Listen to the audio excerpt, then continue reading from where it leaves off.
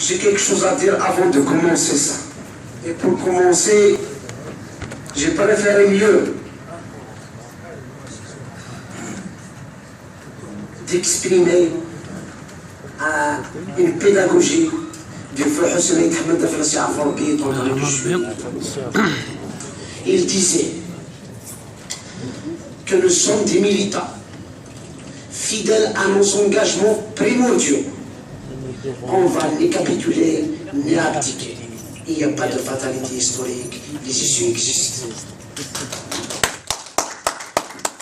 Je commencerai par apporter un certain nombre de précisions par rapport aux militants du FFS élus dans cette honorable assemblée où nous étions dans l'opposition, et je parle sous contrôle de camarade Aouch et de camarade Dr Msila qui nous a conduits en sa qualité de chef de groupe dans l'opposition.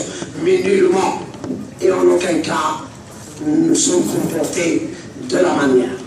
Nous avons toujours respecté les règles déontologiques de la politique et le respect mutuel. En aucun cas que nous avons tenté d'empêcher quelqu'un pour lire un rapport d'une commission. Nous avons, il est vrai que nous avons exercé de l'opposition, mais de l'opposition politique dans le cadre de débats à travers et avec ce micro. Et d'ailleurs, ce n'était pas M. Bouderbali qui était là en sa qualité de Wali, mais plutôt c'était M. Boazgui, fraîchement installé à l'époque. Nous avons émis une réserve sur un acte de délibération en plénière par rapport à la violation caractérisée de la réglementation que nous avons fait à Nikli en bonne et due forme. Le chef du groupe est là par rapport à l'adoption du budget d'une manière globale. Nous avons fait cette réserve effectivement, puis dans notre plénière, nous sommes revenus, ils ont concédé, c'est une violation. Le juge de l'ennemi va là, la prochaine fois on le fera appeler, effectivement, ça s'est jamais repassé et le budget est devenu à être adopté chapitre par chapitre tel qu'il est stipulé par la réglementation. Mais en aucun cas que nous avons empêché quelqu'un, on tenté de l'empêcher par voie de force. Voilà. Pour ce qui est du point divers, j'en ai beaucoup de points. Je commencerai par l'éducation. L'éducation, et je profite aussi moi à mon tour de saluer les efforts des élèves et de leurs parents pour des enseignants, bien entendu, qui souffrent le martyre pendant tout le long de avec des problèmes avec la tutelle, pour les résultats obtenus à la fin de l'année. Mais aussi, il y a des problèmes toujours, persistent, notamment ces élèves sont scolarisés parfois dans des conditions, voire inacceptables, on peut dire, pas acceptables.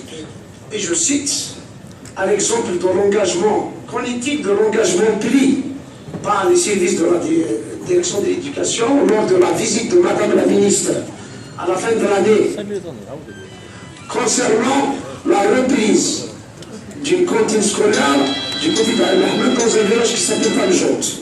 Je crois qu'il y a des engagements qui ont été pris par la direction de l'éducation. Qu'en est-il de ça? Pour ce qui est des SUM base 6 de Fkeren dans la commune de Sobaltini, il y a un terrassement qui a été effectué par un privé, mais il ne doit pas rester comme ça. Certes, c'est un contentieux, mais qu'en est-il de la prise en charge de ce contentieux pour pouvoir réhabiliter cet établissement pour que les élèves puissent être scolarisés le plus normalement du monde. Voilà. Pour ce qui est de l'hydraulique, à MBT, il y a aussi toujours des problèmes pour ce qui est des indemnisations ou des recassements. Pas loin que ce matin, nous avons reçu des citoyens de cette région. Et je propose la même démarche pour ce qui a été conclu pour la prise en charge des citoyens expropriés dans le cadre de la réalisation de la pénétrante qui va de Tizi Ouzou vers Bouira. Un guichet unique à la daïra de DBK pour que les citoyens puissent être la facilité dans la prise en charge de ces dossiers, à la d'expropriation et d'indemnisation pour qu'ils ne vont pas. Et alors, il y a des résidents, il y a même quelqu'un qui s'est un investisseur. Apparemment, il a posé déjà le problème à M. Louali pour ce qui est de la famille M. Moussaoui qui a des unités des huileries. Pour ce qui est, je vais joindre l'habitat et les travaux publics. Par rapport à ce qui vient d'être souligné par M. Louali, par rapport à l'implantation des 4000 logements, effectivement, c'est les habitants, ou plutôt les citoyens de Tizi Ouzou qui vont bénéficier. Mais je dirais ce manque, ce déficit flagrant de la wilaya de Tizi Ouzou en matière de sites ou d'assiettes foncières qui peuvent accueillir ce programme de logement, différents segments ou tous segments confondus. Je crois qu'il y a aussi un déficit de planification de développement. Si nous allons prendre une vue aérienne pour la wilaya, nous allons trouver beaucoup de superficie urbanisable, constructible et tout, mais souffre d'une chose, souffre d'enclavement. Étant donné les infrastructures routières sont un instrument de base pour bâtir une perspective de développement. Si je cite, je reprends par rapport à ces infrastructures, j'ai eu l'honneur aussi de débattre de cette question-là dans une journée de l'investissement et le développement quand on était justement dans l'opposition.